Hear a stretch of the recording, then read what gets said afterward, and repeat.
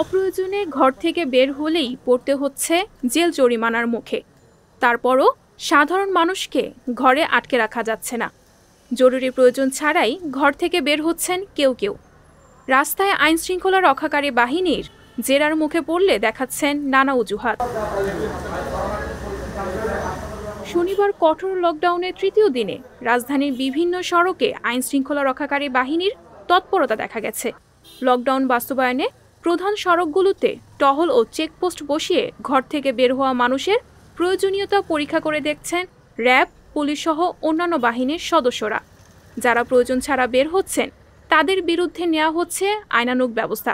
তবে যারা প্রয়োজনে বের হয়েছেন তাদের যাচাই বাছাই করে ছেড়ে দেওয়া হচ্ছে। ছিলাম হচ্ছে একটা হোটেলে, সেখান থেকে এখন নিজেদের আর খরচ বহন করার মতন আর নাই। এখন এই সামান্য কিছু টাকা আছে, 1200 টাকা আছে।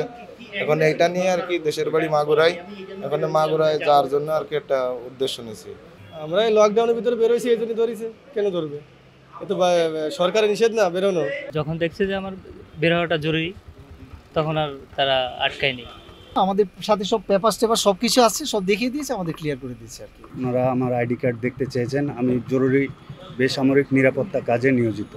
রাজধানীর বিভিন্ন স্থানে চেকপোস্ট বসিয়ে ভ্রাম্যমাণ আদালত পরিচালনা করছে র্যাব। র্যাবের নির্বাহী ম্যাজিস্ট্রেট জানান, ভ্রাম্যমাণ আদালত পরিচালনা করার মূল উদ্দেশ্য মানুষকে সচেতন করা, জরিমানা আদায় নয়। তবুও যারা নির্দেশনা মানছেন না তাদের করা হচ্ছে জরিমানা। এখন পর্যন্ত এই পয়েন্টে আমরা অনেককে জিজ্ঞাসাবাদ করেছি। তো জিজ্ঞাসাবাদের অধিকাংশ ক্ষেত্রে আমরা যেটা পাচ্ছি সবাই জরুরি প্রয়োজনেই বেরোচ্ছে। তো এক্ষেত্রে কিছু আমরা ব্যতিক্রমও পাচ্ছি। যেমন একজন একটু আগে বলতেছে উনি মাগুরা যাবে। তো আজকে তো গণপরিবহন বন্ধ এবং রাস্তায় চলাচল নিষেধ এবং বিনা প্রয়োজনে এই লকডাউনে বের হওয়া যাবে না। তো আজকে তো মাগুরা যাওয়ার কোনো প্রয়োজন নেই।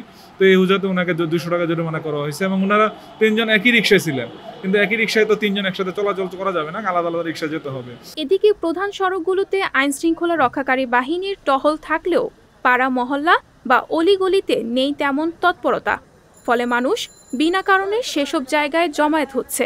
পরিস্থিতি বিবেচনায় এখন থেকে নিয়মিত পাড়া মহল্লায় বিশেষ অভিযান পরিচালনা করবে র্যাব। পাড়া মহল্লায় অনেকেই মাস্ক পরিধান করছেন না, তারা বিভিন্ন দোকান বা স্টলে গণজমায়েত করার চেষ্টা করছেন। সম্মানিত নাগরিকদের অনুরোধ করব যে আপনারা পাড়া মহল্লায় কোথাও জমায়েত হবেন না, অন্যথায় আমরা যেভাবে মোবাইল কোর্ট পরিচালনা করছি আমরা প্রয়োজনে আরও কঠোর হব।